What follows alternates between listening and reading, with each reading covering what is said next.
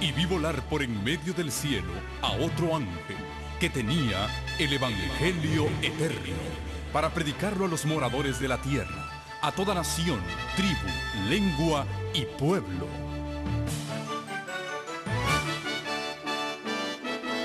Con ustedes su programa cristiano con temas bíblicos de actualidad.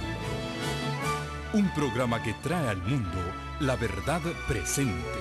Este es el Evangelio eterno.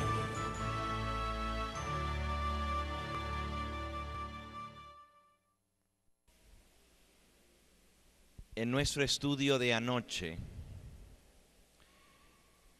quedamos pendientes en la señal que mencionó el Señor Jesús en Mateo capítulo 24, versículo 15. Cuando veáis en el lugar santo la abominación desoladora de que habló el profeta Daniel, el que lee entienda. Hay una señal que nosotros debemos entender. Aprendimos anoche que el capítulo 24 de San Mateo es una profecía con doble cumplimiento. Tenía un cumplimiento inicial, parcial, y la destrucción de Jerusalén es un símbolo de lo que serán los castigos en el gran día de Dios. Les pedí ayer si tenían la oportunidad de leer el primer capítulo del conflicto de los siglos, el destino del mundo predicho, un capítulo impresionante donde muestra por qué la ciudad de Jerusalén, la ciudad amada, capital de la nación de Israel, el pueblo escogido de Dios, fue totalmente destruida y por qué vino esa masacre tan grande de más de 1 millón de judíos con la destrucción de Jerusalén. Si Dios no perdonó a la ciudad amada, mucho menos ha de perdonar al mundo por su rebeldía. Y la destrucción de Jerusalén es tan solo, dice aquí en el conflicto en la página 40, lo que le sucedió a la ciudad escogida es solamente un leve reflejo de lo que será cuando esta profecía tenga otro cumplimiento. La terrible desolación de la ciudad de Jerusalén es un pálido reflejo de lo que será la desolación que vendrá sobre el mundo que rechaza la misericordia de Dios y pisotea su ley. Vimos anoche que justo antes de la destrucción de Jerusalén, todas las señales que el Señor Jesús había dejado se cumplieron literalmente. Hubo falsos profetas que se levantaron. Miles y miles de judíos fueron engañados por esos falsos mesías, falsos cristos, falsos profetas. También hubo guerras, rumores de guerras. Hubo hambres terribles en Jerusalén. Hubo pestes, enfermedades, terremotos en diferentes lugares. Todas estas cosas en un cumplimiento menor, parcial. Pero como hemos aprendido, estas señales que Jesús dejó iban a tener un cumplimiento mucho más amplio, mucho más tremendo, justo antes de su retorno a esta tierra, del fin del mundo, de la segunda venida de Cristo. Y el Señor Jesús alertó a sus discípulos de que cuando ellos vieran en el lugar santo la abominación desoladora de que habló el profeta Daniel, era el momento de huir, porque vendría gran destrucción entonces. En el Evangelio según San Lucas, en el capítulo 21, Dice el versículo 20. Nuevamente, palabras del Señor Jesús en referencia o dentro de ese sermón profético. Cuando viereis a Jerusalén rodeada de ejércitos, sabed entonces que su destrucción ha llegado. Los que estén en Judea, huyan a los montes. Los que estén en medio de ella, váyanse. Los que estén en el campo, ni siquiera vuelvan a entrar en la ciudad. Porque estos son días de retribución, para que se cumplan todas las cosas que están escritas. Ay de las que estén encinta y de las que críen en aquellos días, porque habrá gran calamidad en la tierra, gran ira sobre este pueblo. Caerán a filo de espada y serán llevados cautivos a todas las naciones, y Jerusalén será hollada por los gentiles, hasta que los tiempos de los gentiles se cumplan. Habrá señales en el sol, en la luna, en las estrellas, y en la tierra angustia de las gentes, confundidas a causa del bramido del mar y de las olas, desfalleciendo los hombres por el temor y la expectación de las cosas que sobrevendrán en la tierra, porque las potencias de los cielos serán conmovidas, y entonces verán al Hijo del Hombre que vendrá en una nube con poder y gran gloria. Cuando estas cosas comiencen a suceder, erguíos, levantad vuestra cabeza, porque vuestra redención está cerca. Así como la ciudad de Jerusalén fue destruida, así la destrucción de este mundo vendrá por los juicios de Dios que caerán sobre los rebeldes e impenitentes. Pero antes de esto, tenemos que ver el cumplimiento de la señal que dejó Jesús, la abominación desoladora. Y en esta noche vamos a adentrarnos un poquito más en ese tema. Nosotros vimos también anoche que en el libro de Daniel se menciona la abominación desoladora en el capítulo 9 y luego en el capítulo 12 nuevamente. La mención en el capítulo 9 está en la profecía de las 70 semanas que tenían relación directa con la ciudad de Jerusalén y con el pueblo judío. Y se cumplió literalmente la palabra del Señor Jesús. Después de la muerte del Mesías, el Imperio Romano invadió la ciudad de Jerusalén, los ejércitos romanos la sitiaron y finalmente la ciudad cayó en manos del ejército romano y fue totalmente destruida. Esto no sucedió sin advertencia previa. Todas las señales que Jesús había dejado se cumplieron al pie de la letra. Es más, si ustedes alcanzaron a leer el capítulo 1 del conflicto de los siglos, nos dice aquí cómo Dios mandó una señal tras otra de que la ruina se acercaba. Página 32 del conflicto dice así: todas las predicciones de Cristo acerca de la destrucción de Jerusalén se cumplieron al pie de la letra.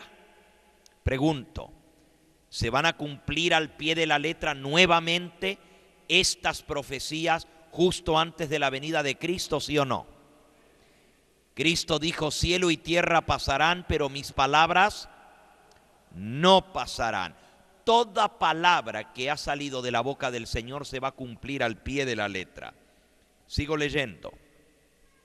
Todas las predicciones de Cristo acerca de la destrucción de Jerusalén se cumplieron al pie de la letra. Los judíos palparon la verdad de aquellas palabras de advertencia del Señor Jesús. Con la medida que medís, seréis medidos. Aparecieron muchas señales y portentos, cosas espantosas, como síntomas precursores del desastre y de la condenación que se avecinaba. A la medianoche, una luz extraña brillaba sobre el templo y el altar. En las nubes, a la puesta del sol, se veían como carros y hombres de guerra que se reunían para la batalla. Los sacerdotes que ministraban de noche en el santuario eran aterrorizados por ruidos misteriosos en el templo.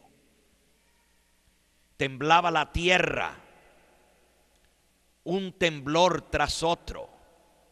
Se oían voces en el templo que gritaban: salgamos de aquí, salgamos de aquí.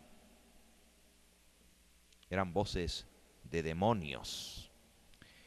La gran puerta del oriente, que por su enorme peso era difícil de cerrar por 20 hombres y que estaba asegurada con formidables barras de hierro afirmadas en el duro pavimento de piedra de gigantesco tamaño. Esa era una de las puertas de la ciudad de Jerusalén.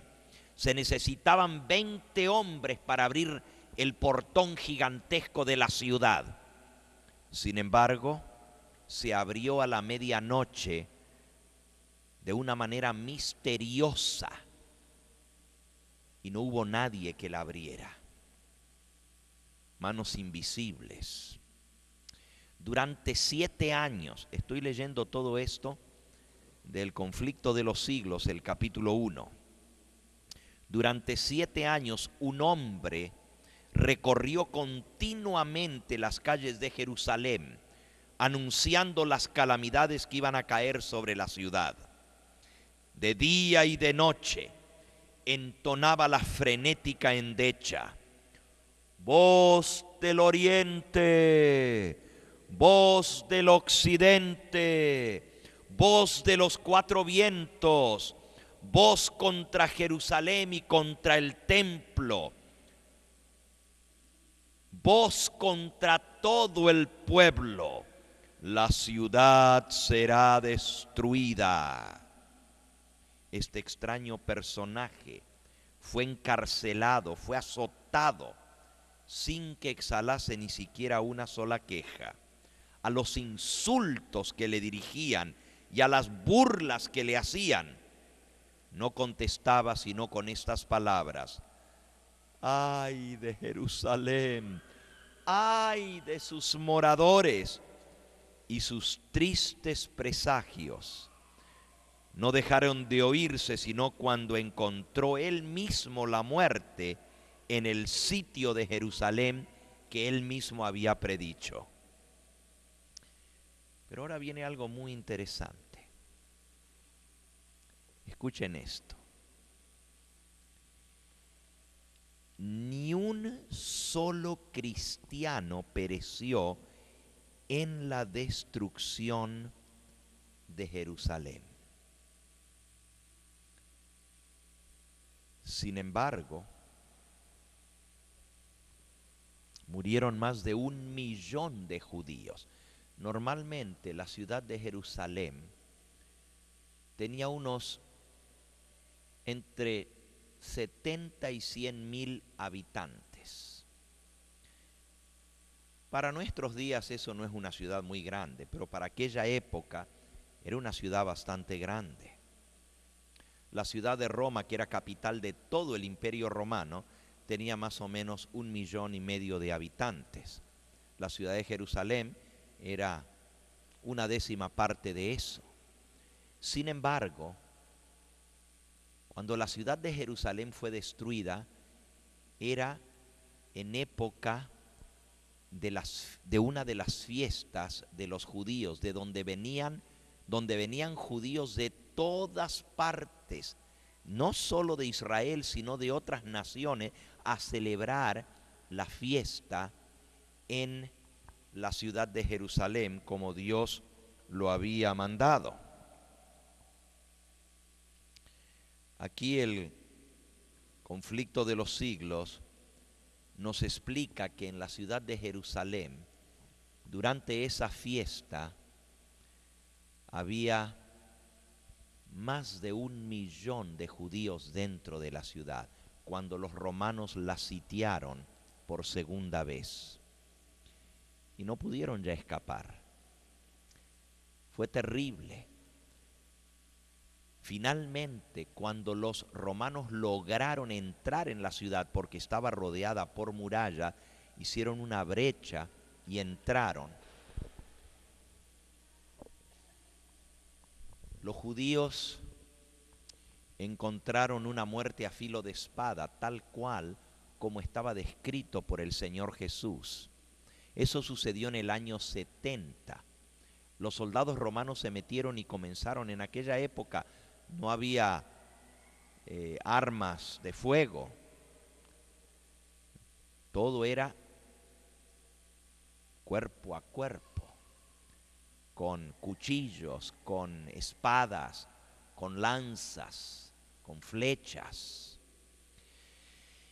Y el ejército romano ingresó en la ciudad y había tanta gente en las calles que comenzaron a matar y a matar y a matar y a matar. Imagínense, casi 1,5 millones de judíos perdieron la vida en la masacre de Jerusalén. Un historiador judío, que no era cristiano sino judío, él no vivía en la ciudad de Jerusalén sino en Roma y servía como oficial para el Imperio Romano. Él era escritor, sus obras se leen hasta el día de hoy.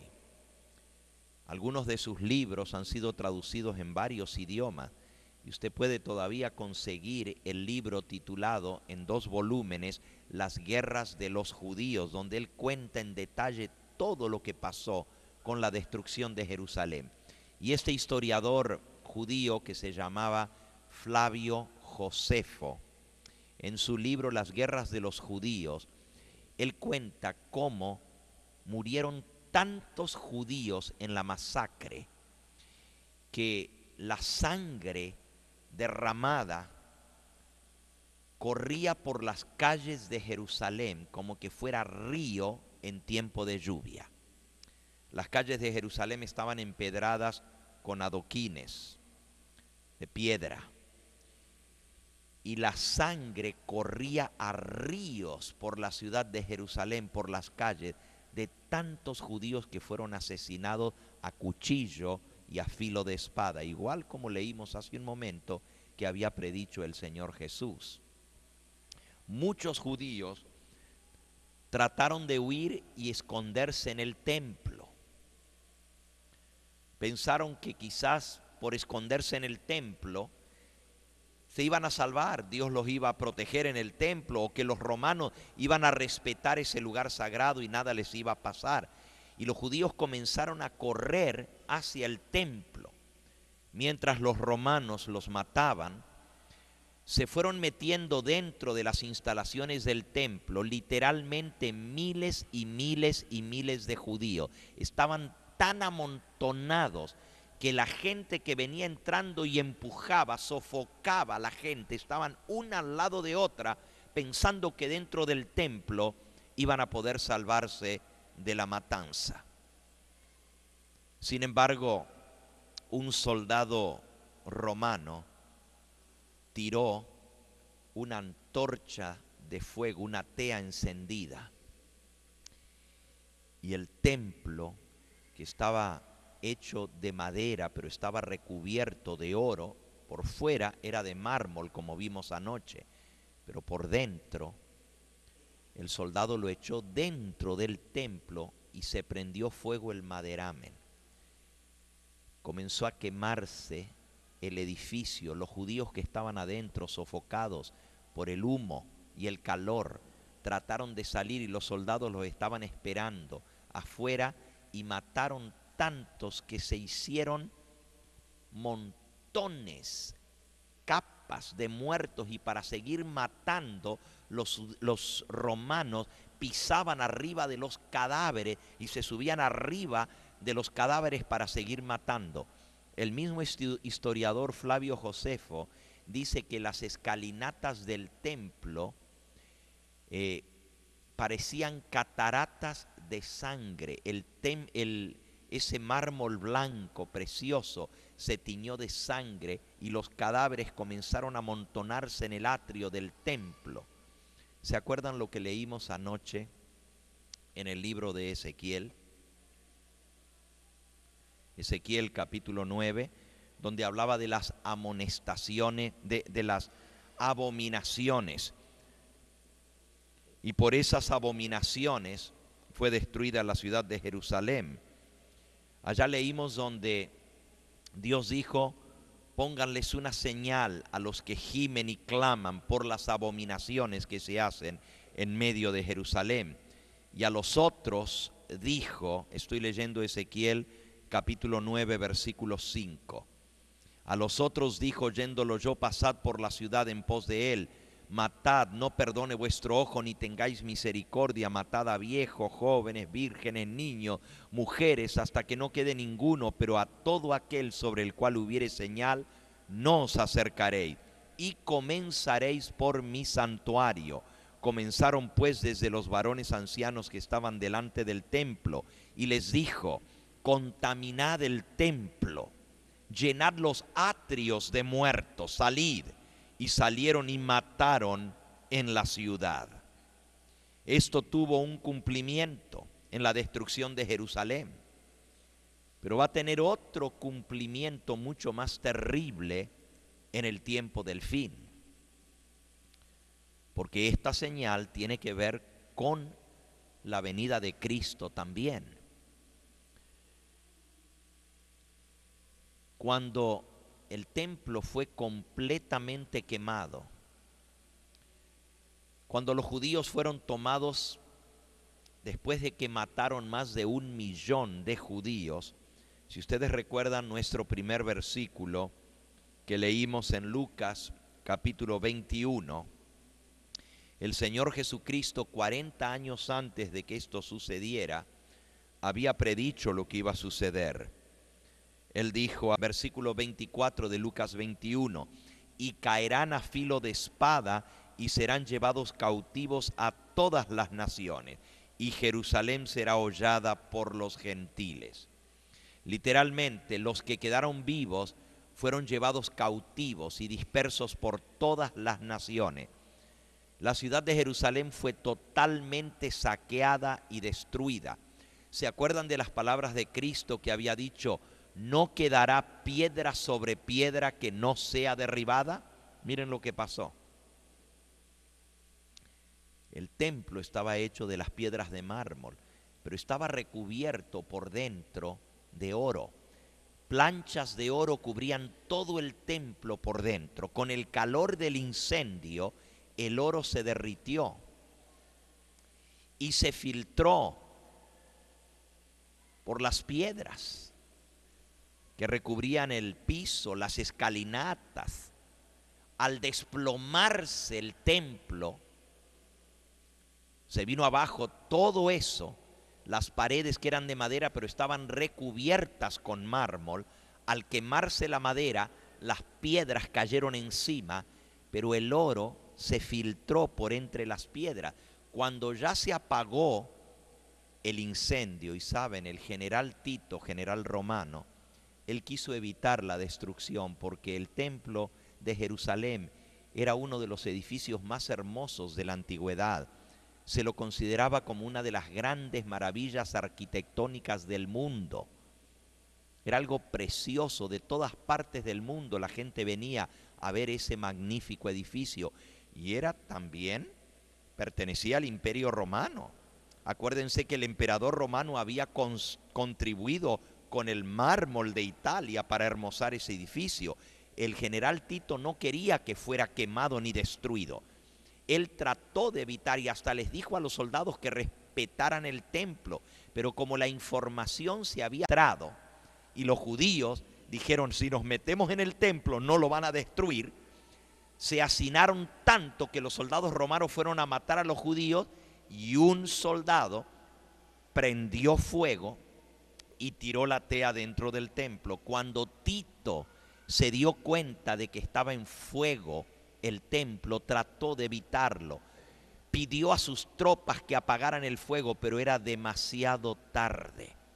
No podían ni acercarse con la marea de gente que venía saliendo. Fue algo terrible. Y los soldados se ocuparon más en matar a los judíos que en tratar de apagar el templo. Cuando se apagó y ya no había más gente para matar, todos los judíos habían sido tomados cautivos. Cuando se enfriaron las ruinas del templo, los soldados romanos se metieron a saquear el templo. Y como el oro que había, ellos lo habían visto en cantidad, se había derretido y se había infiltrado entre las piedras, no quedó piedra sobre piedra que no la movieron en busca del oro que se había derretido entre las piedras. Por eso las palabras de Cristo se cumplieron literalmente: no quedará piedra sobre piedra que no sea removida. Sacaron hasta la última piedra en busca del oro los soldados romanos cuando saquearon el lugar. Fue tan terrible como quedó destrozado que no quedó una sola piedra en pie, literalmente. El lugar después fue arado, sin nada de ruinas, todo fue quitado. Cuando nosotros leemos esto, vemos cuán terrible fue todo eso. Nosotros no podemos darnos una idea de lo que es más de 1 millón, casi 1,5 millones de muertos. Y muertos a filo de espada. Pero acabamos de leer que ni un solo cristiano pereció en la destrucción de Jerusalén. ¿Por qué? ¿Por qué no murió ningún cristiano? ¿No había cristianos en Jerusalén? Claro que había cristianos. Miles de cristianos vivían en Jerusalén. Pero ¿qué fue lo que sucedió? Jesús les había dicho: cuando veáis en el lugar santo la abominación desoladora de que habló el profeta Daniel, el que le entienda, huyan, salgan de la ciudad, no se detengan y háganlo de inmediato. El que esté en la azotea ni entre a la casa a recoger su ropa. El que esté en el campo no vuelva a entrar en la ciudad. El que esté en la azotea no se detenga, huyan de inmediato. ¿Cómo pudieron huir si la ciudad estaba sitiada? La historia de esto es muy interesante. Si ustedes leen ahí en el primer capítulo del Conflicto de los Siglos, van a descubrir que el ejército romano sitió la ciudad de Jerusalén y la tuvo sitiada por varias semanas. Como había tantos judíos dentro, era la fiesta de los tabernáculos. Se acabó la comida, la gente ya no sabía qué comer, estaban desesperados y ya estaban a punto de entregarse en manos de los romanos, cuando de pronto sucedió algo inexplicable, insólito. Se los leo directamente del Conflicto de los Siglos. Después que los soldados romanos, al mando del general Cestio Galo, hubieron rodeado la ciudad, abandonaron de pronto el sitio de una manera inesperada, y eso cuando todo parecía favorecer un asalto inmediato. Perdida ya la esperanza de poder resistir al ataque, los sitiados estaban a punto de rendirse cuando el general romano retiró sus fuerzas sin motivo aparente para ello. De pronto, en este caso no era Tito. Tito fue el que estaba al mando del ejército cuando se destruyó la ciudad. Pero esto, al mando del general Cestio Galo, de pronto el ejército romano, que se llamaban las águilas romanas, se retiraron, emprendieron la retirada. No había razón aparente. No tiene explicación. No se sabe qué pasó. Si recibieron órdenes de Roma, no se sabe lo que pasó. La historia no registra lo que pasó. Pero sí registra esto.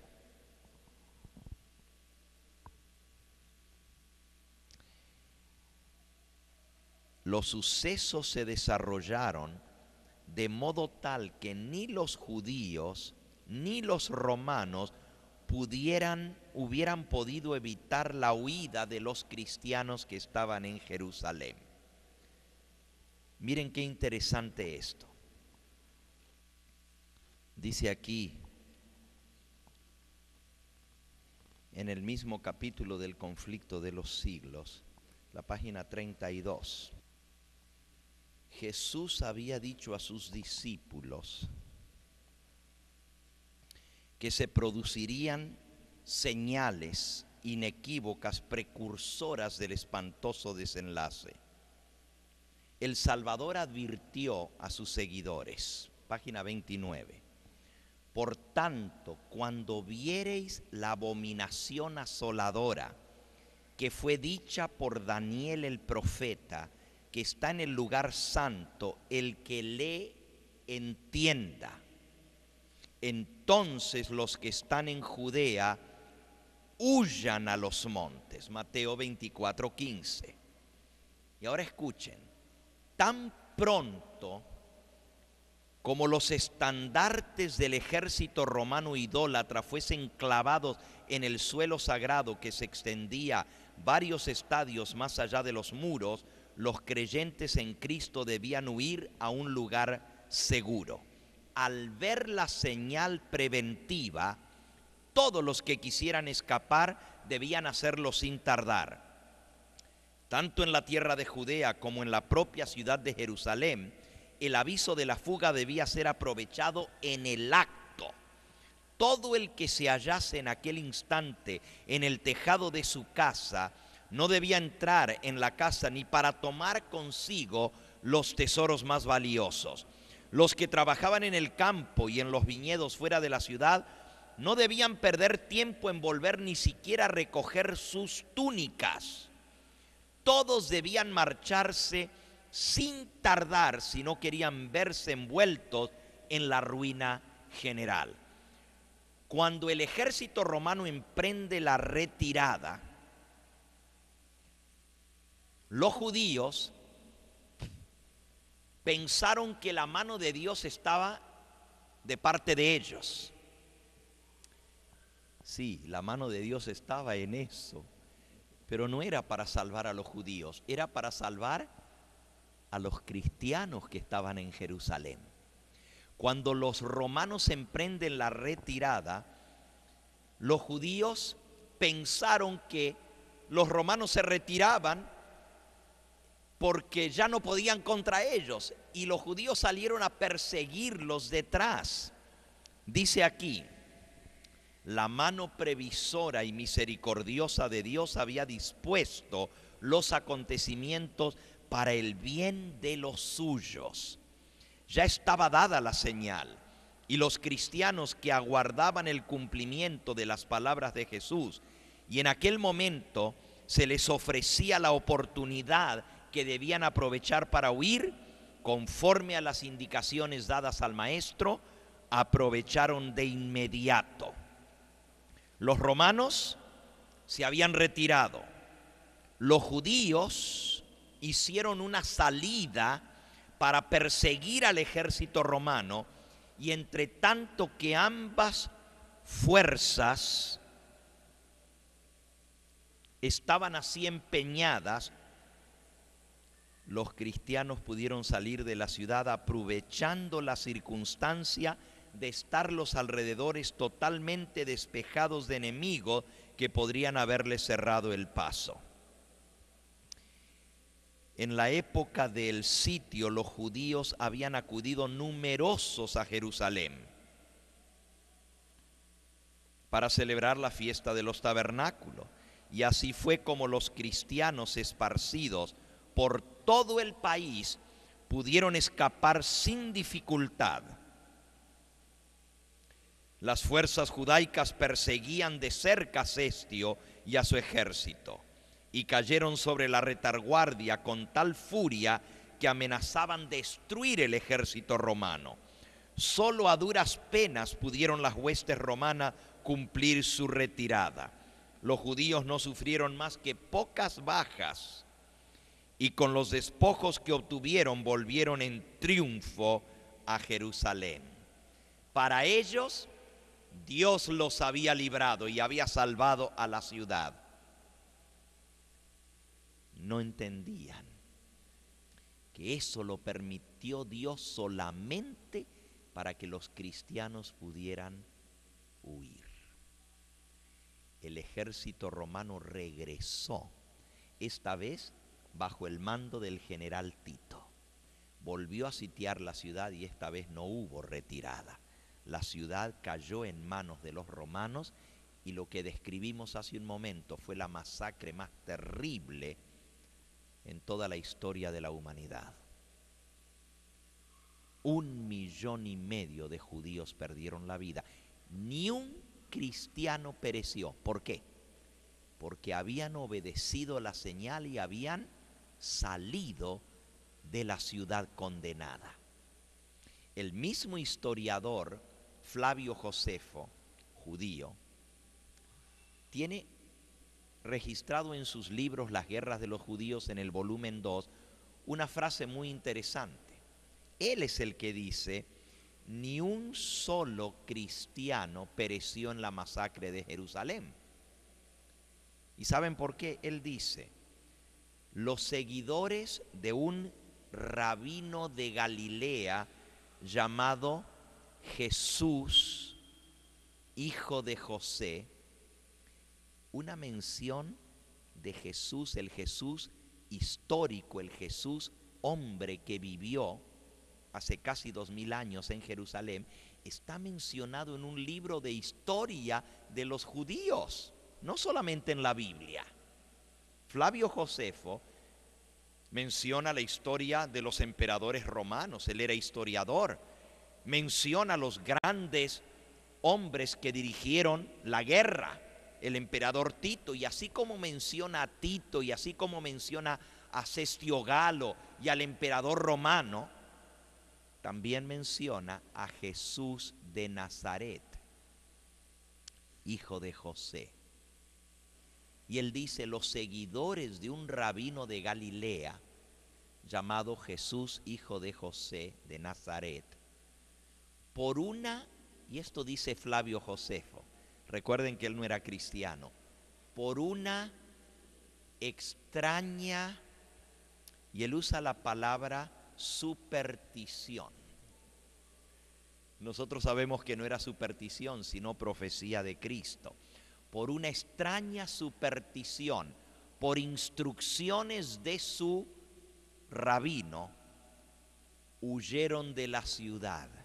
Y cuando el sitio de Jerusalén se reanudó bajo el general Tito, no había un solo cristiano en Jerusalén y ni uno solo perdió la vida. Si hubiera habido un solo cristiano en Jerusalén, hubiera muerto en la masacre. ¿Qué nos enseña esto? En primer lugar, que Dios tiene misericordia de sus hijos que le son fieles. En segundo lugar, que Dios hace provisión cuando viene el castigo para que aquellos que quieren obedecerle puedan tener una vía de escape. Y en tercer lugar, nos enseña que nosotros tenemos que estar al pendiente de la señal que dejó el Señor Jesús, para que cuando veamos el cumplimiento, sepamos que ha llegado el momento de huir. Ahora, la pregunta es esta. Ya entendimos lo que pasó en Jerusalén. Esta historia se va a volver a repetir. ¿Qué es la señal de la abominación desoladora que habló el profeta Daniel, que es una señal para nuestra generación? ¿Qué fue la abominación desoladora en los días de la destrucción de Jerusalén? ¿Qué era la abominación? ¿Se acuerdan que ayer lo vimos? Leímos varios pasajes. ¿A qué le llama la Biblia abominación?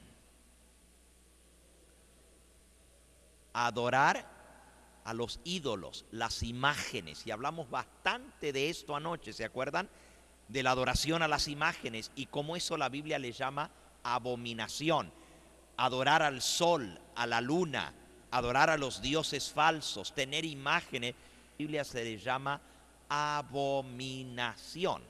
Ahora Jesús dijo, cuando ustedes vean la abominación que habló el Daniel el profeta, y fíjense cómo dice, vuelvan a Mateo 24:15.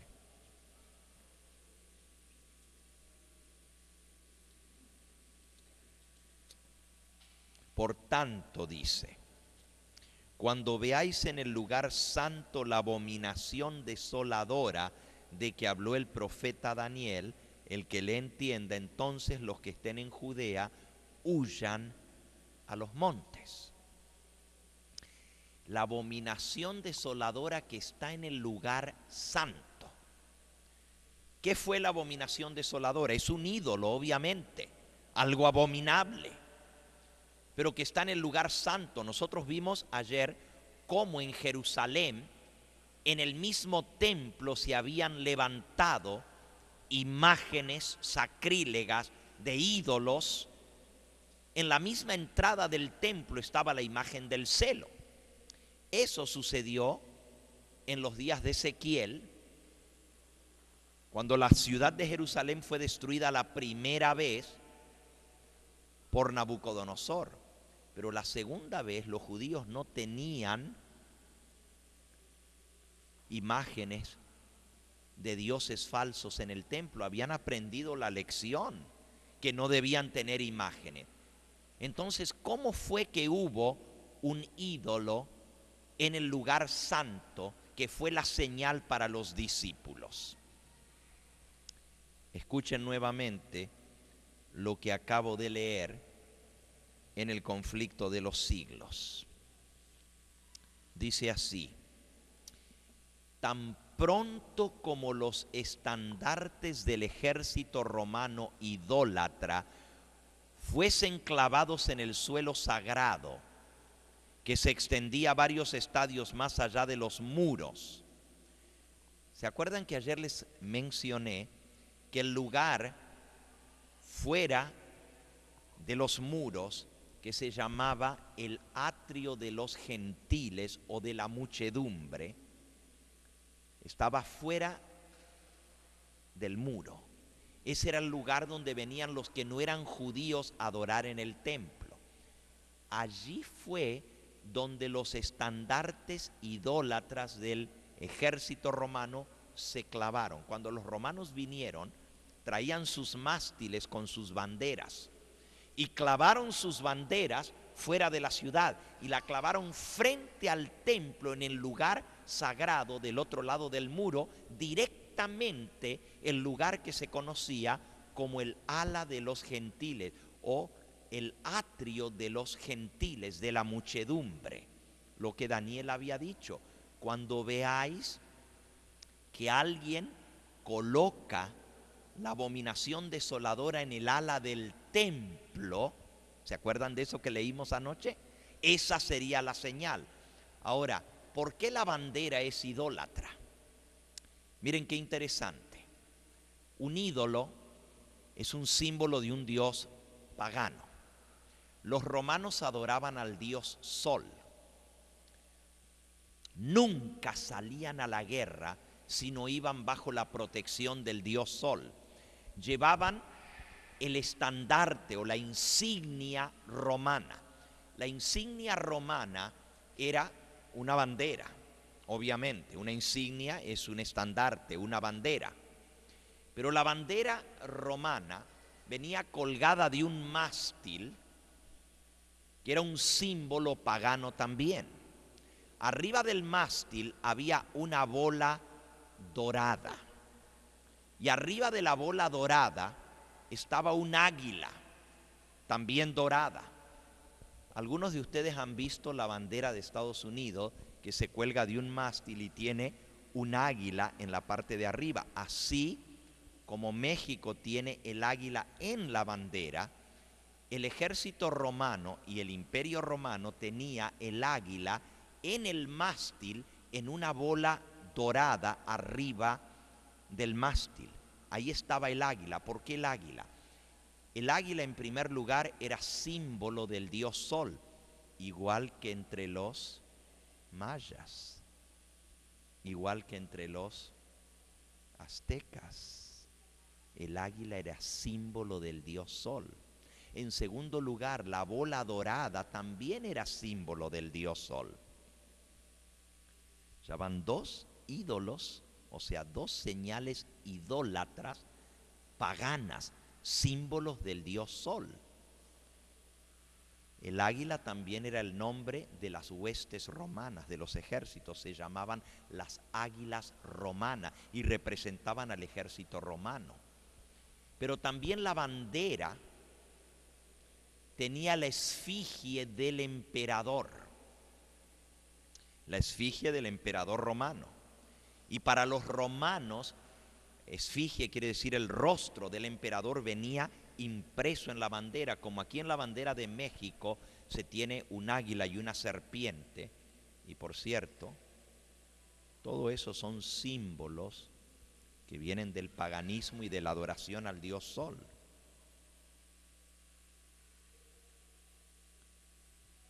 La esfinge del emperador romano, para los romanos, representaba también al Dios o al representante de Dios en la tierra, que era el emperador. El título oficial del emperador romano, escuchen bien ahora, era Pontifex Maximus Romanus.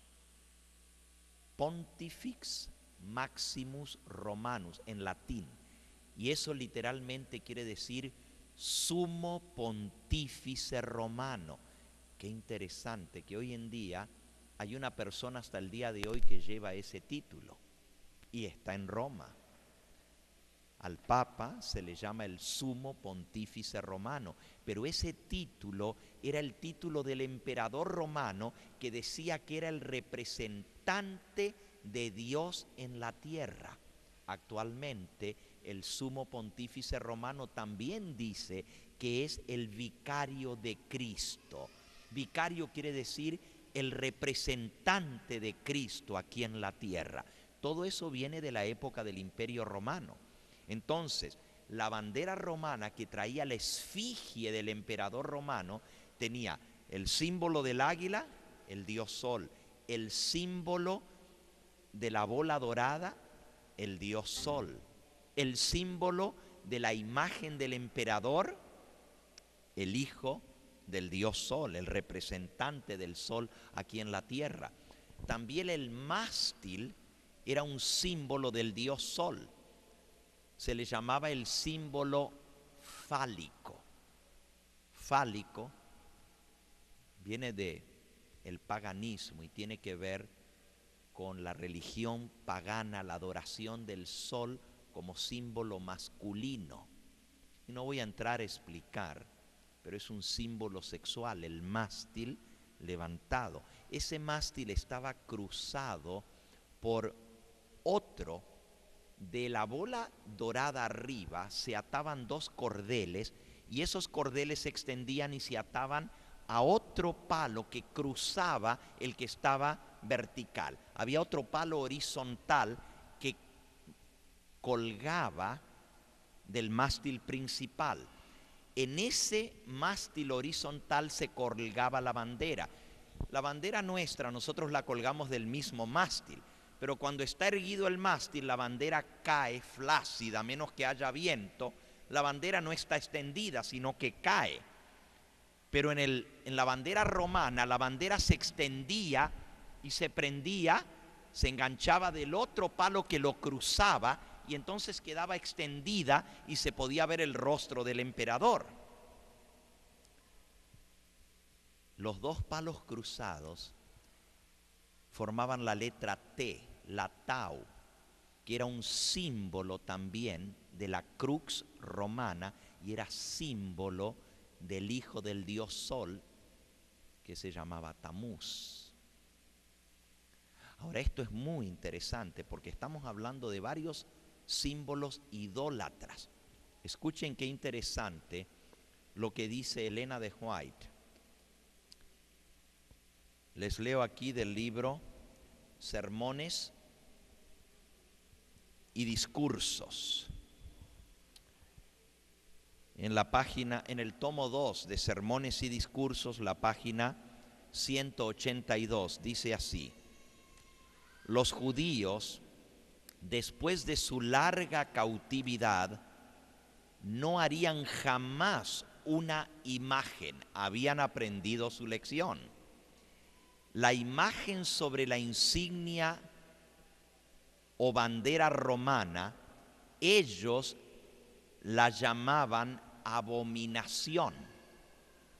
La imagen sobre la bandera romana la llamaban abominación, especialmente cuando estos emblemas eran colocados en un lugar prominente para que fuesen respetados. La bandera romana se ponía al frente de los edificios romanos. Todo lo que nosotros hacemos hoy en día viene de aquella época, porque la ley romana es la que opera en los países que descendemos de los romanos, nos llamamos latinos y hablamos el español, que es un idioma que desciende del latín. Somos lenguas romances, no porque somos románticos, sino porque romance viene de Roma. El latín, el español, el francés, el italiano, el rumano, el portugués, son todos idiomas romances, o sea que descienden de Roma. Nosotros seguimos las costumbres romanas en el mundo occidental. Tenemos muchos nombres romanos y el mundo cristiano lleva un pontífice romano y se siguen las costumbres de la antigua Roma. Pero aquí viene lo interesante. Entre los romanos se adoraba al dios Sol. Y el símbolo, el sol, se llamaba en latín Dominus Sol Invictus. Dominus quiere decir Señor en latín. En la misa Dominus, ¿no es cierto? Señor. Cuando se hablaba en latín en la misa, ¿verdad? Aunque ahora Benedicto XVI quiere restaurar otra vez la misa en latín, cuando el Concilio Vaticano II quitó la misa en latín para poner la misa en español o en el idioma del pueblo. Dominus Sol Invictus quiere decir el Señor Dios Sol invicto. Invicto quiere decir nunca vencido, porque las huestes romanas nunca eran vencidas, siempre salían victoriosas, porque peleaban bajo la insignia del dios Sol a quien ellos adoraban. Ahora vean bien, ¿cuál era el día dedicado al culto al dios Sol? ¿Qué día? El domingo. El nombre domingo viene de Dominus, que quiere decir Señor Dios Sol. Es el nombre del dios Sol. Por eso domingo es el día del culto al dios Sol entre los romanos. En inglés, el nombre del primer día de la semana es Sunday. ¿Y qué quiere decir Sunday en inglés? Sun es sol, day es día, día del sol. En español, el segundo día de la semana se llama lunes, viene de luna, porque el segundo día de la semana se dedicaba a la diosa femenina, Afrodita, la diosa del amor, que era la diosa luna. Así que el primer día de la semana lo dedicaban al dios Sol, domingo. El segundo, lunes. El tercero, al dios de la guerra, Marte. y de ahí viene martes, y así sucesivamente. Los romanos eran adoradores del sol, y la señal del dios sol fue la que fue clavada en el suelo sagrado del templo, que fue la señal para los cristianos para saber que tenían que huir de la ciudad porque su hora final había llegado. Los cristianos obedecieron, ni un cristiano pereció. Escuchen esto ahora. Si todavía trajeron su librito Eventos de los Últimos Días, en la página 13 dice así: Dios advirtió siempre a los hombres los juicios que iban a caer sobre ellos. Los que tuvieron fe en su mensaje para su tiempo y actuaron de acuerdo con esa fe, en obediencia al mandato de Dios, escaparon a los juicios que cayeron sobre los desobedientes e incrédulos. A Noé le fueron dirigidas estas palabras: entra tú y toda tu casa en el arca, porque a ti he visto justo delante de mí. Noé obedeció y se salvó. ¿Se acuerdan que hablamos de Noé la primera noche? Que Dios le mandó advertencia y hasta tenía una profecía y una señal que cuando se muriera Matusalén era el momento de entrar en el arca. Noé creyó la palabra de Dios, obedeció la palabra de Dios y se salvó. El mensaje le llegó a Lot: levántate, sal de este lugar, porque Jehová va a destruir esta ciudad. Lot se puso bajo la custodia de los mensajeros celestiales. Lot creyó y se salvó. Así también los discípulos de Cristo fueron advertidos acerca de la destrucción de Jerusalén. Los que se fijaron en la señal de la ruina inminente y huyeron de la ciudad, escaparon a la destrucción. Qué interesante, ¿verdad? Los que se fijaron en la señal que Jesús había dejado. Así como el Señor le dio una señal a la generación de Noé, y cuando murió Matusalén entraron al arca y se salvaron. Así como el Señor les dejó una señal a sus discípulos antes de la destrucción de Jerusalén, y cuando ellos vieron la señal, huyeron de la ciudad y se salvaron. Ahora miran cómo termina este párrafo: así también ahora hemos sido advertidos acerca de la segunda venida de Cristo y de la destrucción que ha de sobrecoger al mundo. Los que presten atención a la advertencia se salvarán. Mi pregunta para ti es: ¿tú quieres salvarte de la destrucción que viene en este mundo? ¿Tú quieres que tu familia se salve? ¿Tú quieres que tus hijos se salven? Pues el Señor Jesús nos dejó una señal.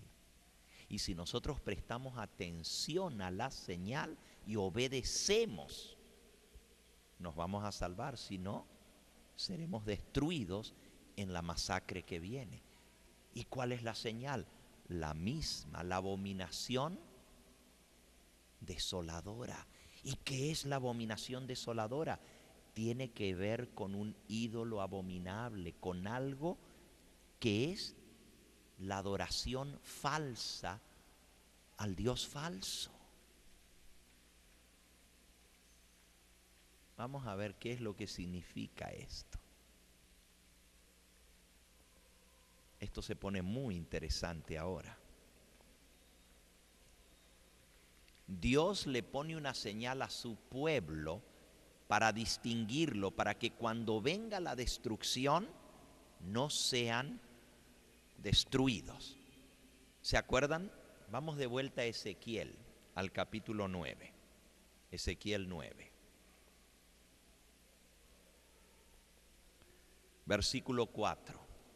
Dijo Jehová: pasa por en medio de la ciudad, por en medio de Jerusalén, y ponles una señal en la frente a los hombres que gimen y que claman a causa de todas las abominaciones que se hacen en medio de ella. Y a los otros dijo, oyéndolo yo, pasad por la ciudad en pos de él y matad, no perdone vuestro ojo ni tengáis misericordia, matad a viejos, jóvenes, vírgenes, niños y mujeres, hasta que no quede ninguno.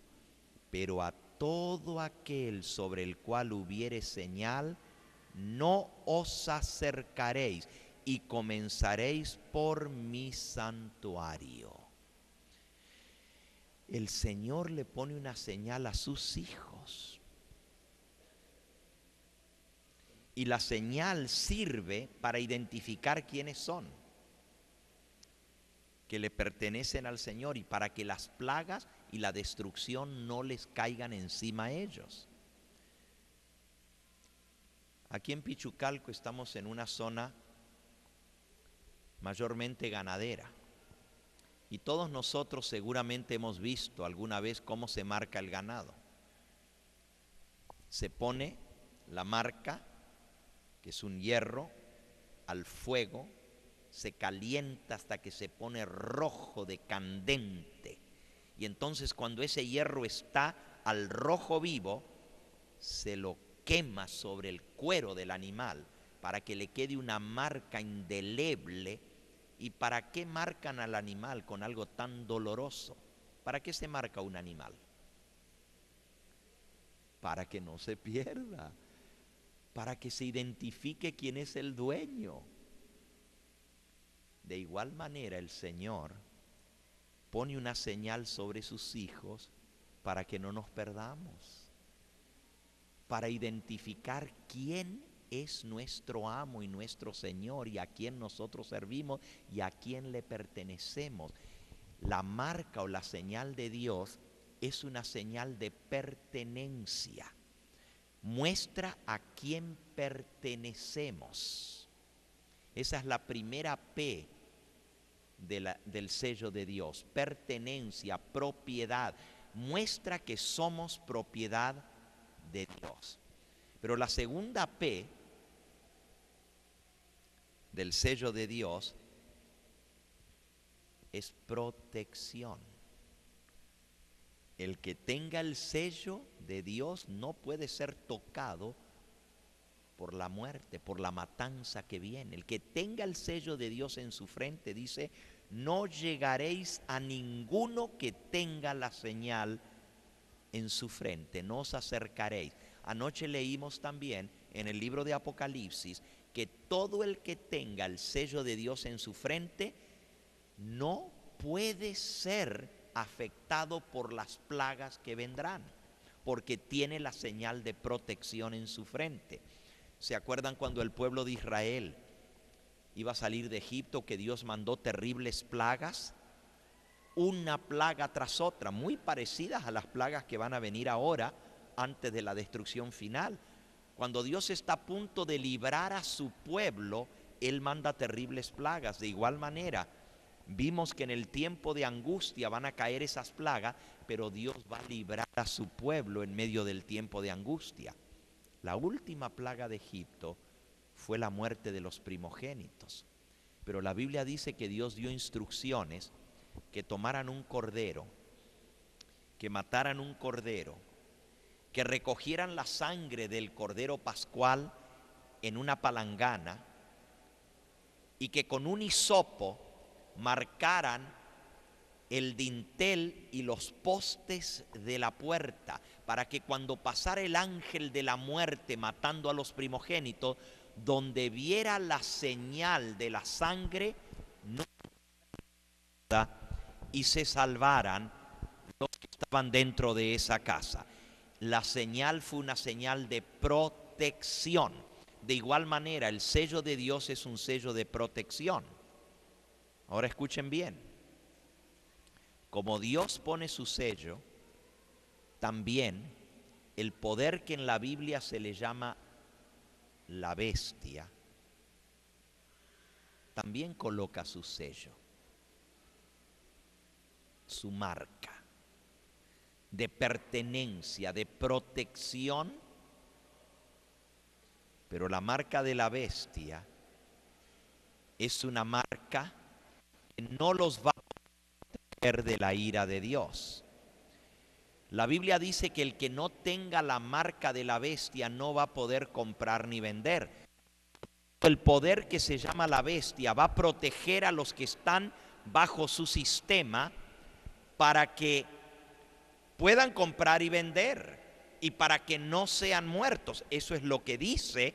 Vamos a leerlo. Vamos al libro de Apocalipsis, al capítulo 13, porque esto ahora se pone más interesante todavía. Apocalipsis capítulo 13. ¿Se acuerdan que la primera noche hablamos de la mujer que estaba sentada sobre la bestia y de la bestia que tenía 7 cabezas?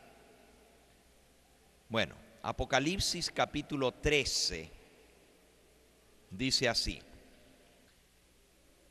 versículo 15. Se le permitió infundir aliento a la imagen de la bestia, para que la imagen hablase e hiciese matar a todo el que no la adorase, y hacía que a todos, pequeños y grandes, ricos y pobres, libres y esclavos, se les pusiese una marca en la mano derecha o en la frente, y que ninguno pudiese comprar ni vender, sino el que tuviese la marca o el nombre de la bestia o el número de su nombre. Aquí hay sabiduría. El que tiene entendimiento cuente el número de la bestia, pues es número de hombre, y su número es 666. Ahora esto sí se pone muy interesante. Aquí dice que la bestia también tiene marca, y la marca de la bestia va a ser puesta sobre la frente o sobre la mano derecha de los que adoran a la bestia y a su imagen. ¿Para qué le ponen la marca de la bestia? Para que puedan hacer transacciones comerciales, para que puedan comprar y vender, para que puedan retirar dinero del banco. ¿Saben ustedes que ya existe la tecnología mediante la cual se puede implantar un chip electrónico que se coloca debajo de la piel, ya sea de la mano o de la frente, y que con un lector la persona pone la mano debajo y puede leer toda la información de esa persona, no solo quién es, su identificación, sino hasta cuánto dinero tiene en su cuenta en el banco? El mundo va hacia una sociedad en la cual no se maneje dinero efectivo, sino que todo sea electrónicamente. Y existe ya la tecnología y se ha estado usando en algunos países. Como prueba, el ejército de los Estados Unidos ha hecho una prueba con estos chips.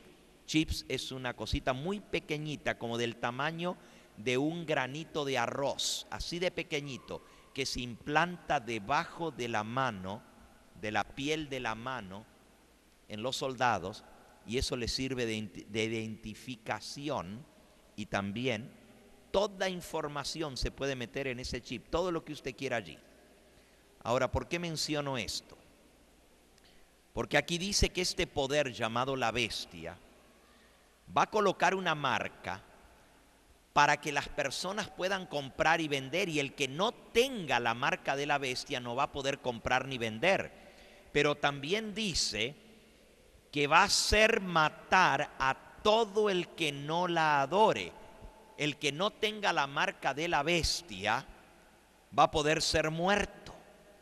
Estas son palabras mayores. Ahora, quiero que vuelvan conmigo a lo que leímos la primera noche. Hoy estamos en nuestra cuarta noche de reunión, pero los que estuvieron aquí la primera noche se acordarán que leímos Apocalipsis capítulo 14, el mensaje de los 3 ángeles. Por eso ustedes ven aquí 3 ángeles que traen la última advertencia para el planeta Tierra. Apocalipsis 14 dice el versículo 9: el tercer ángel Lo siguió diciendo a gran voz: si alguno adora a la bestia y a su imagen y recibe la marca en su frente o en su mano, él también beberá del vino de la ira de Dios, que ha sido vaciado puro en el cáliz de su ira, y será atormentado con fuego y azufre delante de los santos ángeles y del Cordero. Y el humo de su tormento sube por los siglos de los siglos, y no tienen reposo de día ni de noche los que adoran a la bestia y a su imagen, ni nadie que reciba la marca de su nombre. Así que hay una marca de la bestia, pero también hay una marca de Dios. Y cada habitante del planeta Tierra va a recibir o la marca de Dios o la marca de la bestia. El mundo va a quedar dividido en dos tipos de personas: los que tengan el sello de Dios, la marca del Todopoderoso, o los que tengan la marca de la bestia. Por un lado está la amenaza del poder más poderoso en esta tierra, se le llama la bestia en la Biblia. No alcanzamos todavía a estudiar esto. Vimos un poquito qué era la mujer y qué era la bestia. Dijimos que la bestia es un poder político que va a gobernar al mundo, el nuevo orden mundial. Un poder totalitario que va a controlar el mundo entero. El mundo se va a unir, los países de la tierra se van a unificar bajo un solo gobierno, un gobierno global, con una corte mundial, con una religión global y con un sistema monetario global. Eso es lo que se está buscando en el mundo. Ustedes saben que ahora se está hablando de 3 grandes monedas en el mundo: el euro, el dólar, que va a ser suplantado por el amero, y el yen, que los países orientales van a tener. Eventualmente el plan va para tener un solo sistema monetario. Por eso dice que nadie va a poder comprar ni vender si no está con la marca de la bestia o con el número de su nombre. Por un lado está la amenaza del poder más grande en esta tierra, llamado la bestia, que va a mandar que todos le obedezcan, y el que no le obedezca no va a poder subsistir, porque no va a poder comprar ni vender. Va a haber un bloqueo financiero, un bloqueo económico. ¿Qué va a hacer usted si usted no puede comprar ni vender? Bueno, ustedes tienen la ventaja de vivir en un lugar donde hay mucha tierra y hay mucha lluvia, como la que estamos escuchando ahora, ¿verdad? Y aquí todo crece. Usted tira la semilla y solito crece. Aquí hay de dónde buscar comida. Pero si usted vive en una ciudad, ¿cómo usted va a comer si no puede comprar? ¿De dónde va a sacar la comida cada día para alimentarse? ¿Qué haría usted si no puede comprar arroz y frijoles y tortillas? Ah, me hago las tortillas yo. ¿Y si no puede comprar harina? Me como lo que tengo en la despensa, y cuando se te acaba, ¿qué vas a hacer? No van a poder comprar ni vender. Va a haber un bloqueo económico. Por eso Dios dice que cuando veamos la señal del profeta Daniel, es el momento de salir de las ciudades. ¿Y cuál es esa señal del profeta Daniel? En la época de la ciudad de Jerusalén fue la insignia, el estandarte que representaba al dios Sol, que fue colocado en el suelo sagrado. Déjenme leerles ahora algo muy interesante. En el libro Joyas de los Testimonios, en el tomo 2, La página 151 dice así: en el cercano futuro veremos cumplirse estas palabras. El dragón se llenó de ira contra la mujer. Apocalipsis 12:17. Lo pueden buscar, Apocalipsis 12:17. Entonces el dragón se llenó de ira contra la mujer y se fue a hacer guerra contra el resto de la descendencia de ella, los que guardan los mandamientos de Dios y tienen el testimonio de Jesucristo. Muy pronto veremos cumplirse estas palabras. Cuando las iglesias protestantes se unan con el poder papal, una unión ecuménica, protestantes evangélicos se unan con el poder papal, con Roma. El mismo espíritu que movió a los romanos en los siglos pasados inducirá a los protestantes unidos con los católicos a seguir una conducta similar de persecución a aquellos que quieren ser leales a Dios. La iglesia se unirá con el Estado. ¿Cómo?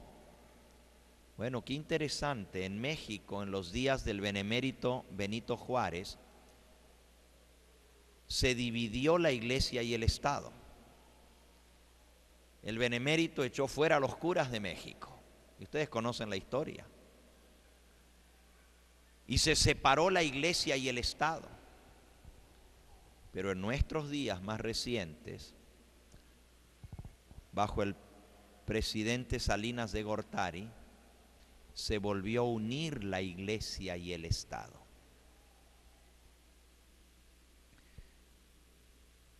La Biblia, en el libro de Apocalipsis, Juan vio una mujer que representa una iglesia montada sobre una bestia que representa el poder civil.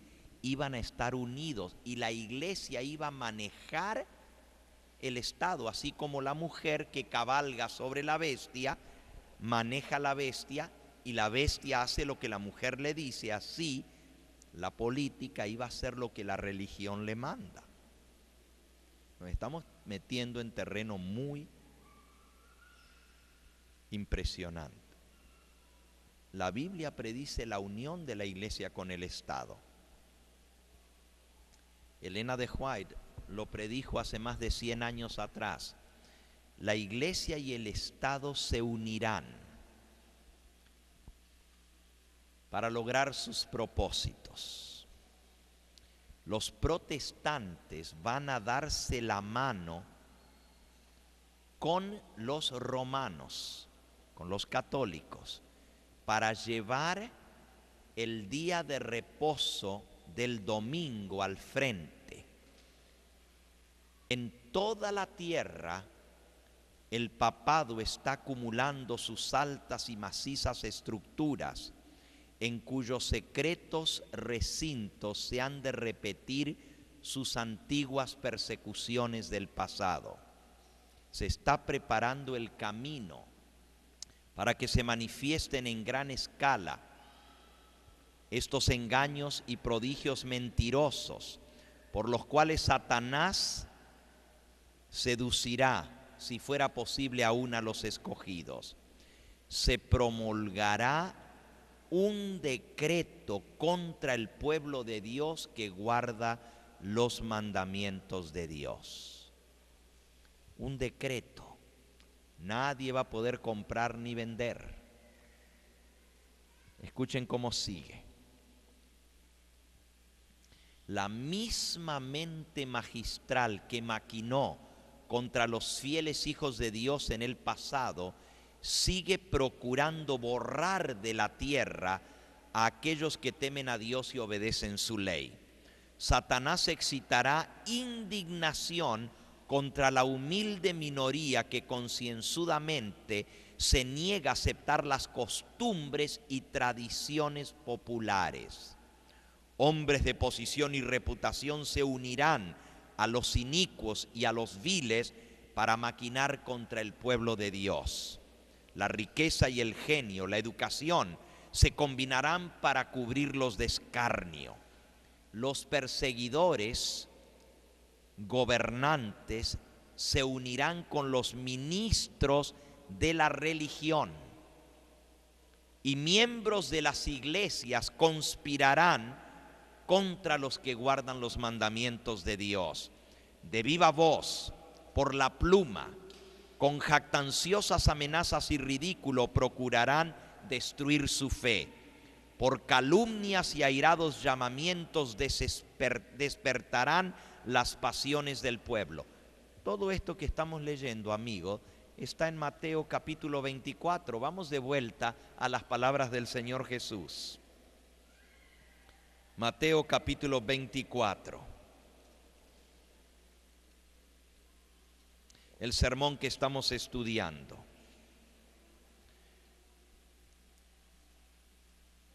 Dice el versículo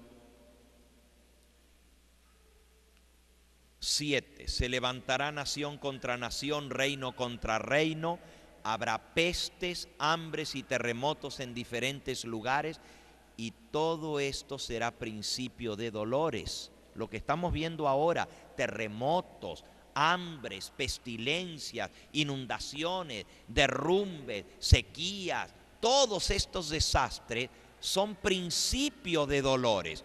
Entonces, versículo 9, os entregarán a tribulación y os matarán, y seréis aborrecidos de todas las gentes por causa de mi nombre.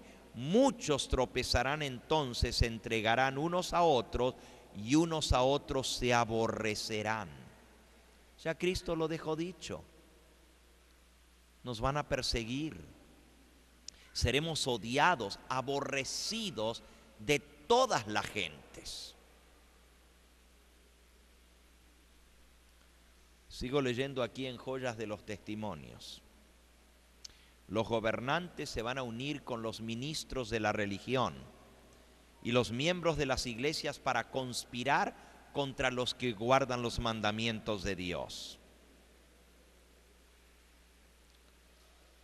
¿Cuál va a ser el punto de controversia?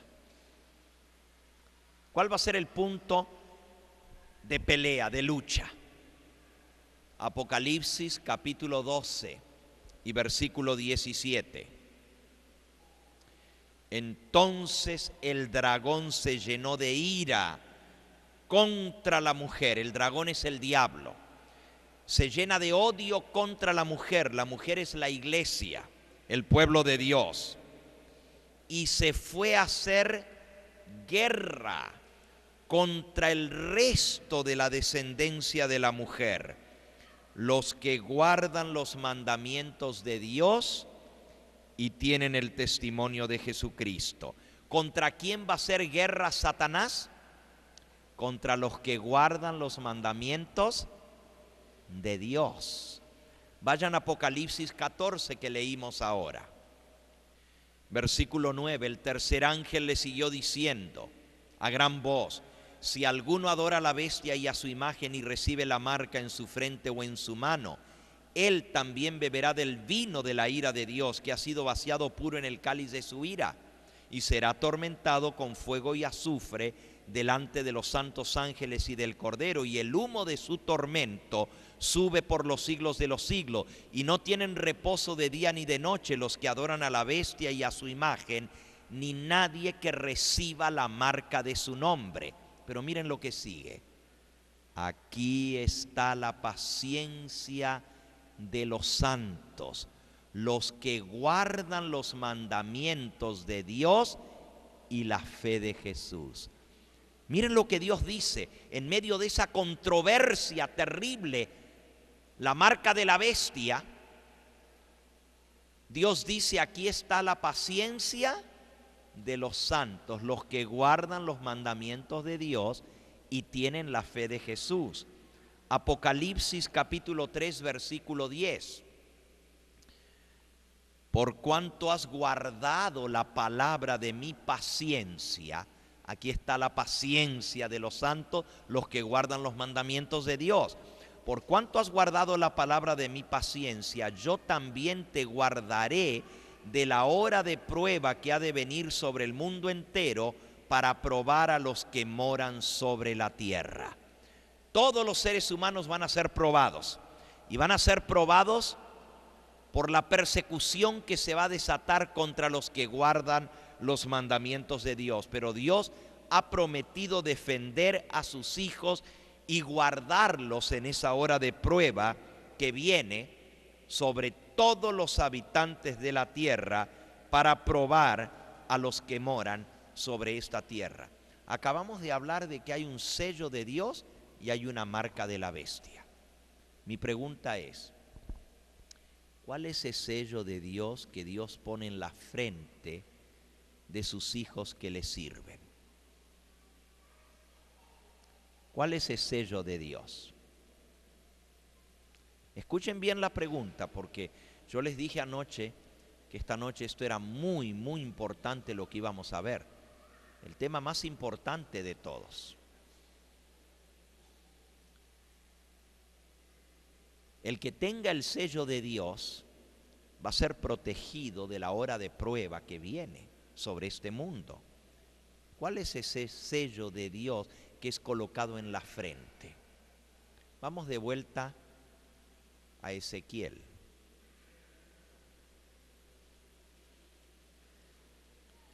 Ezequiel capítulo 9, dice el versículo 4. Pasa por en medio de la ciudad, por en medio de Jerusalén. Y recuerden que la destrucción de Jerusalén tiene otro cumplimiento en el tiempo del fin. Y ponles una señal en la frente a los hombres que gimen y claman a causa de todas las abominaciones que se hacen en medio de ella. Y a los otros dijo, oyéndolo yo, pasad por la ciudad en pos de él, y matad, no perdone vuestro ojo, ni tengáis misericordia, matad a viejos, jóvenes, vírgenes, niños y mujeres, hasta que no quede ninguno, pero a todo aquel sobre el cual hubiere señal, no os acercaréis, y comenzaréis por mi santuario.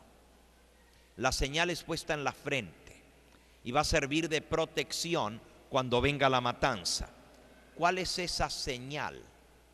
¿Quién coloca ese sello? Apocalipsis capítulo 7. Después de esto vi a 4 ángeles en pie sobre los 4 ángulos de la tierra, que detenían los 4 vientos de la tierra para que no soplase viento alguno sobre la tierra, ni sobre el mar, ni sobre ningún árbol.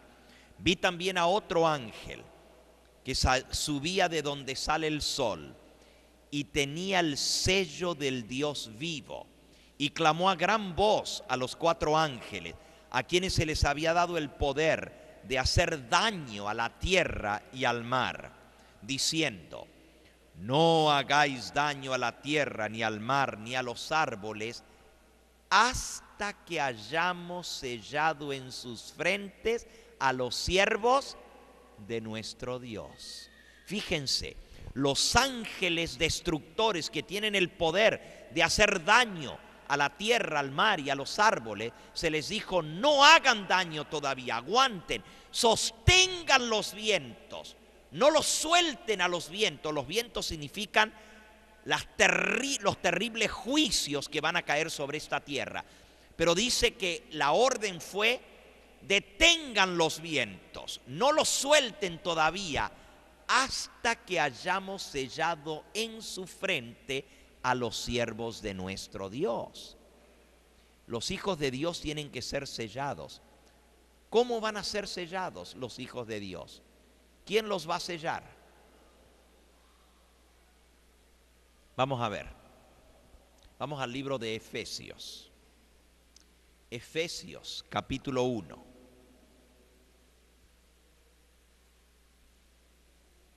Dice así. Presten atención ahora. Versículo 13.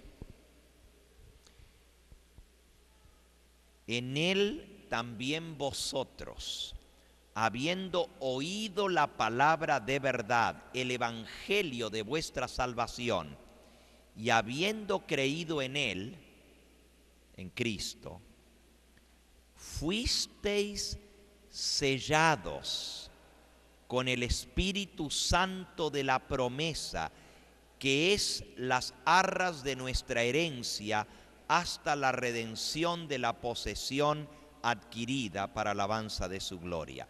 Aquí dice que nosotros somos sellados para la redención cuando el Señor venga a reclamar su posesión adquirida.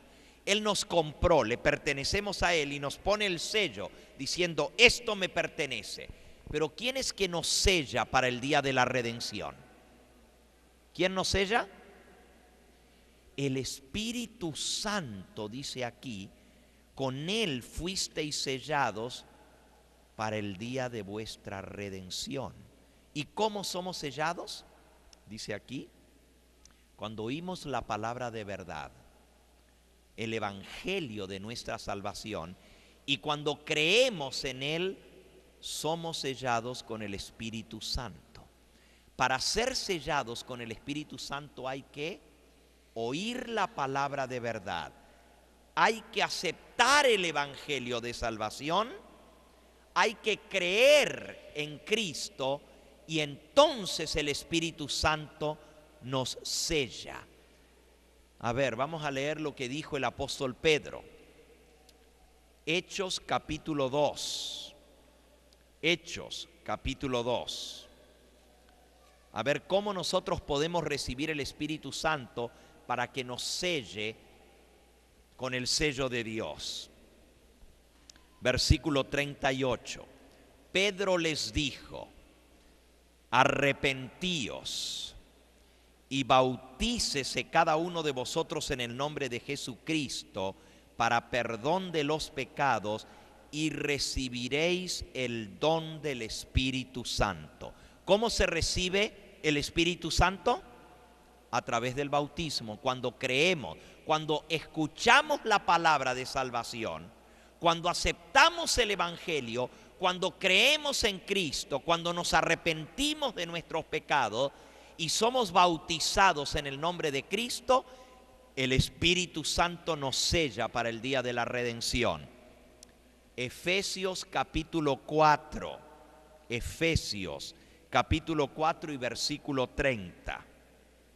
No contristéis al Espíritu Santo de Dios, con el cual fuisteis sellados para el día de vuestra redención. ¿Con qué nos sella el Señor? Con el Espíritu Santo. Ahora, la palabra sello tiene un doble significado, un triple significado. Nosotros le llamamos sello a un papelito chiquito que se compra en el correo y se le pega a un sobre, el sello postal, para mandar una carta. Eso le llamamos sello. Pero también el correo, cuando usted le pega el sello, sella la estampilla, sella el sello con un sello, para que ya no la podamos usar más a la estampilla, ya muestra que está sellada. A esa marca que se le pone al sello, también se le llama un sello. Si por ejemplo yo digo, este documento aquí no es válido porque le falta el sello, ¿de qué estoy hablando? Le falta una marca que deja un sello marcado que lo hace oficial al documento. Si un documento no tiene sello, no es oficial. Pero también le llamamos sello a el aparatito que se usa para sellar, ¿no es cierto? Tiene un mango de madera, tiene una parte de abajo de goma, se moja en tinta y luego se coloca el sello, se estampa el sello. Ese aparato es el instrumento que se usa para sellar. Así que sello es el instrumento que se usa para sellar, pero también es la marca que deja ese instrumento sobre un documento. A eso le llamamos sello. Por ejemplo, si yo digo, pásame el sello para sellar este documento, ¿qué es lo que estoy pidiendo? El instrumento que se usa para sellar. Pero si yo digo, ya ahora tiene el sello, ¿de qué estoy hablando? De la marca, de la señal que deja impreso el sello sobre el documento. Ahora escuchen bien. Dios va a poner una marca, un sello. Pero ese sello no es un sello visible que los hombres pueden ver. Miren, eventos de los últimos días.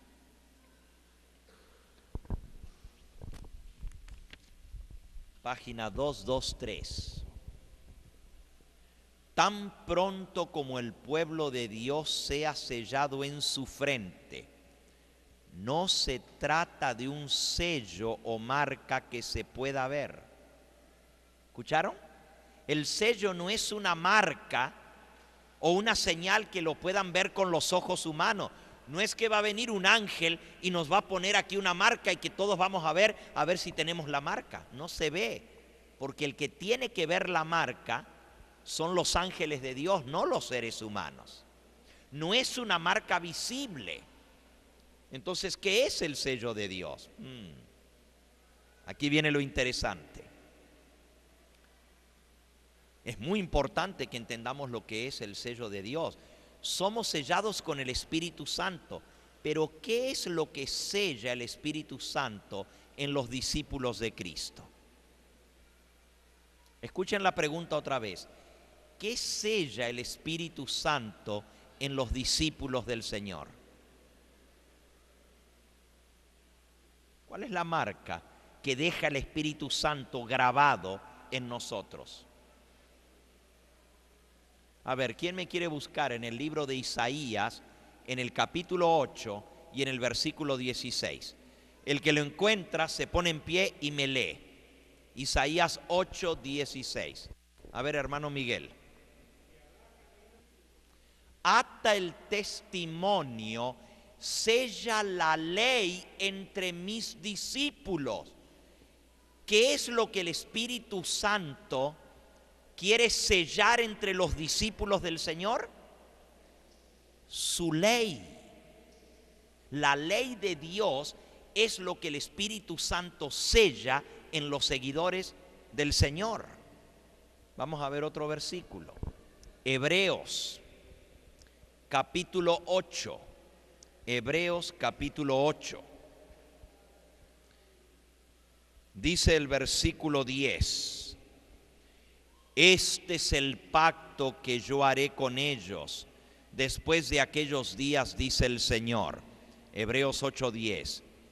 Pondré mis leyes en la mente de ellos y sobre su corazón las escribiré. Seré a ellos por Dios y ellos me serán a mí por pueblo. Este es el pacto que Dios quiere hacer. ¿Y quién dice esto? ¿Quién dice esto? Lo dice el Señor. Hebreos capítulo 10, versículo 15. Nos atestigua lo mismo el Espíritu Santo, porque después de haber dicho, este es el pacto que haré con ellos después de aquellos días, dice el Señor, pondré mis leyes en sus corazones y en sus mentes las escribiré. El Espíritu Santo dice, yo voy a sellar mi ley, voy a escribir los mandamientos, la ley de Dios en la mente, en el corazón. Quiere decir que la ley de Dios es la que tiene que ser escrita, sellada en nuestra mente y en nuestra alma, en nuestro corazón. Ahora, les hago una pregunta. Una ley que no tenga el sello de autoridad, ¿sirve de algo? Si viene una ley, pero no está sellado, no está ratificado por el que tenga la autoridad de dar esa ley. Si la ley es para todo toda la República Mexicana la tiene que firmar el presidente de la República, si no, no vale la ley. Si la ley es para el municipio de Pichucalco, lo tiene que firmar el presidente municipal. Si la ley es para el estado de Chiapas, lo tiene que firmar el gobernador del estado de Chiapas.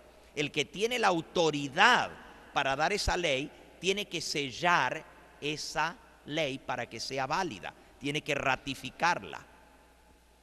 Si el Espíritu Santo escribe la ley en nuestro corazón, esa ley tiene que traer la firma, el sello de quien la da. Y usted dice, pastor, pero ¿y qué tiene que ver esto con el sello en la frente? ¿Qué tiene que ver esto con la marca de la bestia? Tiene muchísimo que ver. Mañana por la noche nosotros vamos a ver exactamente qué cosa es el sello de Dios y qué cosa es la marca de la bestia. Mañana yo voy a comenzar aquí mismo donde dejé ahora. ¿Qué es el sello de Dios y qué es la marca de la bestia? Yo no terminé de leer aquí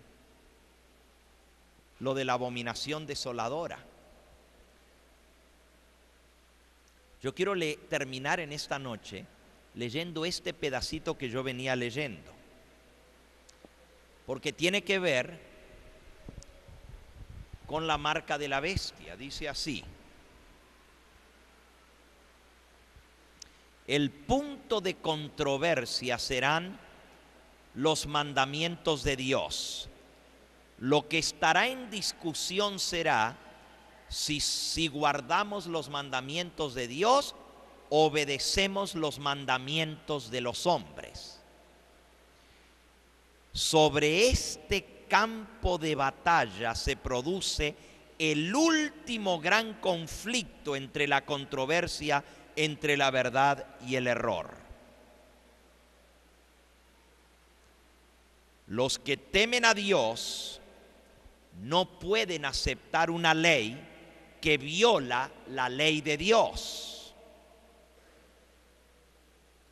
Se tratará de imponer una ley por los hombres, haciendo del domingo el día dedicado al culto al dios Sol por los paganos, un día de reposo obligatorio para todo el mundo.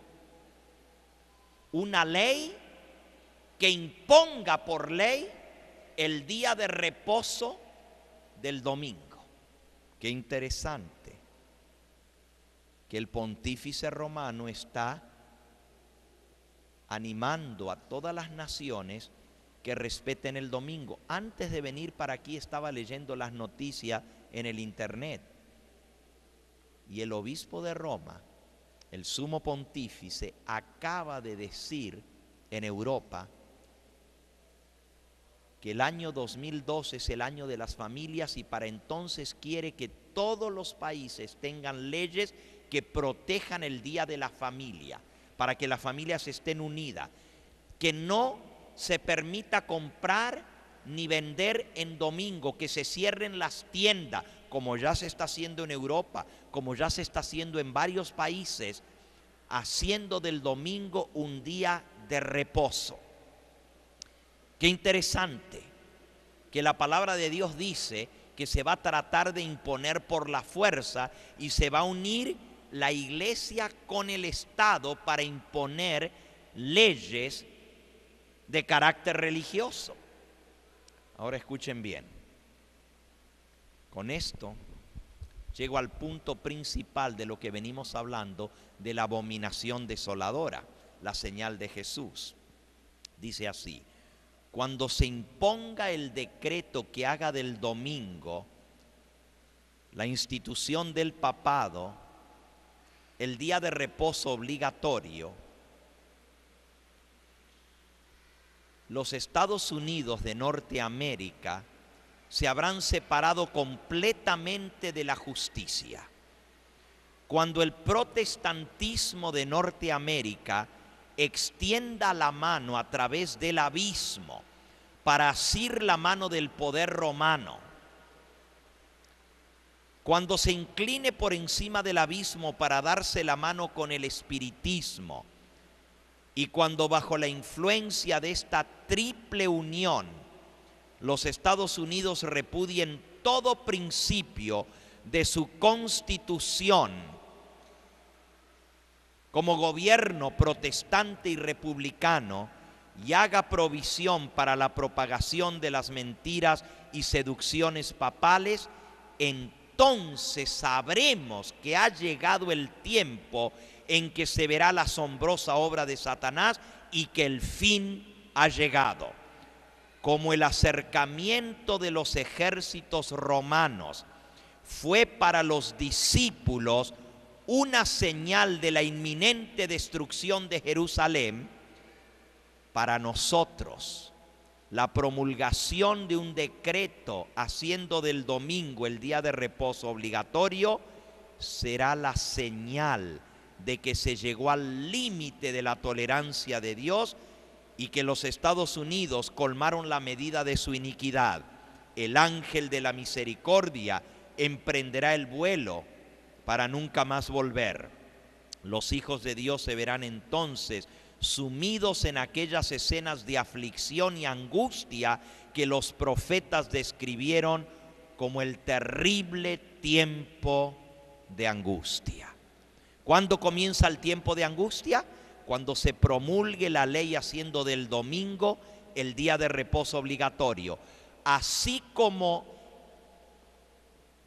el ídolo del dios Sol, la imagen del dios Sol, el estandarte romano, fue clavado y los discípulos supieron que había que huir de la ciudad, así para nosotros, al promulgarse la ley dominical, será para nosotros la señal que Cristo dejó.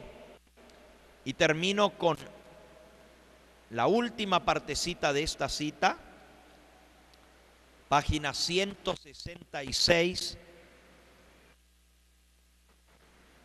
de Joyas de los Testimonios, tomo 2. No está lejano el tiempo en que, como los primeros discípulos, seremos obligados a huir, a buscar refugio en los lugares desolados y solitarios, así como el sitio de Jerusalén por los ejércitos romanos y el clavar el estandarte idólatra romano fue la señal para que huyesen los cristianos de Jerusalén. Así, la asunción del poder por medio de los Estados Unidos, decretando el día de descanso papal, el domingo, será para nosotros la señal de amonestación. Entonces será el tiempo de abandonar las grandes ciudades y prepararnos para abandonar los pueblos más pequeños en busca de lugares retirados, retraídos y apartados entre las montañas.